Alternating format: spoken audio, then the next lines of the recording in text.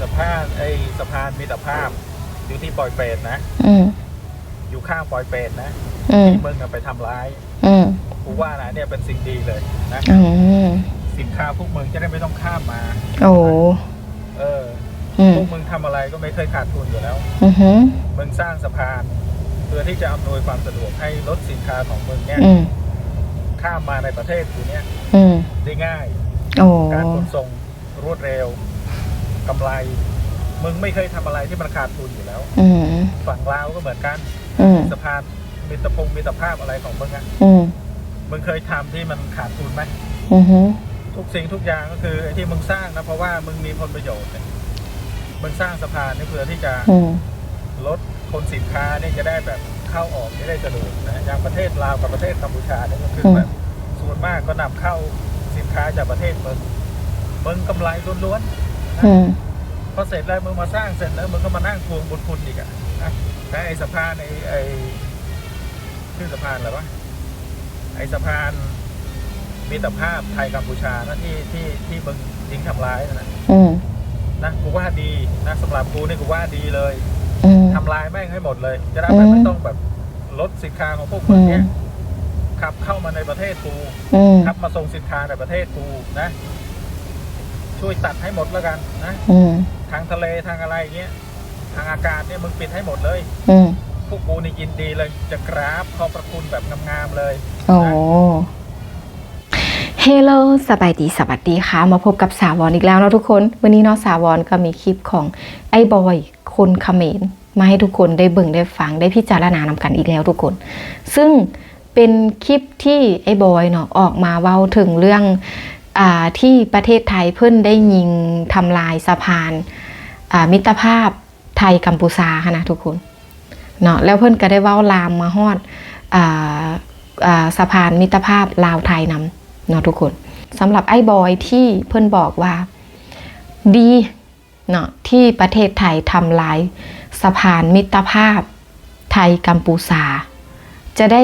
ไม่ต้องส่งของมาที่ประเทศกัมพูชาอีกต่อไปเนาะเพิ่นบอกแบบนั้นก่อนอื่นเนาะสาวรก็อยากบอกไอ้บอยเนาะว่า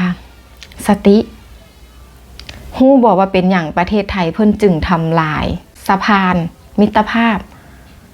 ไทยเขมรฮู้บอกก็เพราะว่าเพิ่นบ่อยากส่งสินค้าไปให้เจ้าได้ใช้ได้ซื้อได้กินแล้วไอ้บอย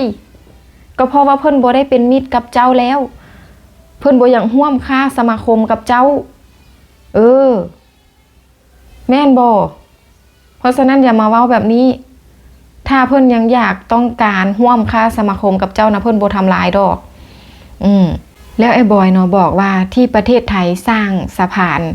ข้ามมาหาประเทศเขมรหั่นนะก็ย้อนว่ามีผลประโยชน์อยากมีผลกำไรถ้าบ่มีประโยชน์หั่นนะประเทศไทยบ่เฮ็ดเพิ่นเว้าแบบนี้ไอ้บอยนะเนาะแต่ว่าณตอนนั้นที่เพิ่นสร้างที่เพิ่นเฮ็ดก็ย้อนเพิ่นเห็นว่าประเทศเขมรเนาะมีการค้าขายกันมีการไปมาหาสู่กันก็ย้อนยังไว้ใจเจ้าอยู่แล้วที่สำคัญเนาะที่เพิ่นสร้างสะพานไทยกัมพูชาเนาะชาวบอนคิดว่าประเทศกัมพูชาน่าจะมีประโยชน์หลายก่อนได้เนาะเพราะว่าประเทศกัมพูชามาทำงานที่ประเทศไทยมาเป็นลูกจ้างในเมืองไทยนั้นหลายไอ้บอยเป็นแสนๆคนพุ่นแหละฮู้อยู่บ่ล่ะตอนนั้นได้แต่ตอนนี้เพิ่นไล่กลับเบิดแล้วเนาะบ่ให้มีลูกจ้างเขมรแล้วที่เมืองไทยเพิ่นสร้างสะพานแบบนั้นหั่นนะก็เพราะหยังเพราะว่าประเทศเจ้าผลิตสินค้าบ่ได้เนาะผลิตสินค้าบ่เป็นโรงงานบ่มีเพิ่นก็เฮ็ดอยู่ที่ประเทศไทยเพราะว่าเมืองไทยเพิ่นมีความสามารถมีศักยภาพเพียงพอที่จะไปขายให้เจ้าเนาะแม่นจะเอาเงินมาซื้อแต่ถ้าเจ้าบ่มีเงินเจ้าก็บ่ได้กินเพราะเจ้าเฮ็ดบ่เป็นเนาะแล้วบอกว่าเมืองไทยเฮ็ดหยังบ่เคยขาดทุนอยู่แล้วว่าซั่นบาดจิเว้าเนาะประเทศไทยเพิ่นก็เห็นว่าด้วยความเป็นมนุษยธรรมเนาะประเทศบ้านใกล้เฮือนเคียงเพิ่นมีทรัพย์เพิ่นมีเงินหลายเพิ่นจึงสามารถเฮ็ดได้สะพานบ่แม่นว่าห้าวได้ห้าวเฮ็ดได้เนาะ บ่ได้ว่าไปตักเอาดินเอาทรายอยู่บ้านเจ้ามาเฮ็ดนะเนาะเงินทั้งนั้นเงินทั้งนั้นซึ่งถ้าเพิ่นบ่มีเงินเพิ่นเฮ็ดบ่ได้อันนี้ประเทศไทยเพิ่นมีเงินเพิ่นจึงเฮ็ดได้เพิ่นก็เห็นว่าเป็นเพื่อนบ้านกันไปมาหาสู่กันสะดวกสบายแนวใดที่สะดวกสบายก็เฮ็ดตัวเนาะคันเพิ่นบ่เฮ็ดเจ้าสิได้ข้ามมาเฮ็ดเวียกทำงานเป็นแรงงานอยู่ที่ไทยบ่เจ้าสิได้มาปิ้นปัวที่ไทยอย่างสะดวกสบายบ่เจ้าสิได้มาเรียนต่อที่ประเทศไทยบ่เนาะเพราะว่าตามข่าวที่รับรู้ก็คนเขมรก็มาเรียนประเทศไทยหลายอยู่แล้วก็มาเป็นแรงงานที่ประเทศไทยก็หลายแฮงเนาะมาปิ้นปัวก็มีเนาะนั่นเองแล้วก็บ่แล้วแต่เท่านั้นลามมาที่สะพานมิตรภาพลาวไทยอีกบัดนี้บอกว่าที่ลาวก็เหมือนกันถ้าไม่มีผลประโยชน์ประเทศไทยไม่ทำหรอกไอ้บอยบอกแบบนั้นอ้าวกับเพิ่นก็มีผลประโยชน์ร่วมกันตัวเพิ่นจึงเฮ็ดที่สำคัญนะประเทศไทยเพิ่นมีเงินเพิ่นเฮ็ดได้และที่สำคัญไทยลาวเพิ่นเป็นพี่น้องกันเพิ่นจับมือกันเพิ่นเป็นมิตรกันเพิ่นปองดองกันเนาะเว้าจากันฮู้เรื่องบ่ได้เว้าบ่ฮู้เรื่องคือเจ้าเนาะสำหรับสาวรนี่ฮู้ภาษาไทยว่าภาษาไทยได้ฟังภาษาไทยออกเพิ่นจับมือกันเพิ่นสามัคคีกันเพิ่นฮักแพงกันปองดองกันเพิ่นก็สร้างขั้วมิตรภาพก็ถูกต้องแล้วที่สำคัญเนาะคนลาวนะใช้ผลิตภัณฑ์ไทยหลายแฮงแต่บ่เคยใช้ผลิตภัณฑ์ของเขมรเด้อไอ้บอยเนาะที่สำคัญเนาะแรงงานลาวไปเฮ็ดเวียกอยู่ที่ประเทศไทยก็หลายที่สำคัญเนาะเวลาปิ้นปัวอยู่ที่ประเทศลาวบ่ได้บ่มีเครื่องมือทันสมัยก็ส่งไปที่ประเทศไทยบ่เคยส่งไปประเทศเขมรไอ้บอยก็เลยต้องมีขั้วมิตรภาพลาวไทยหลายแห่งเพราะว่า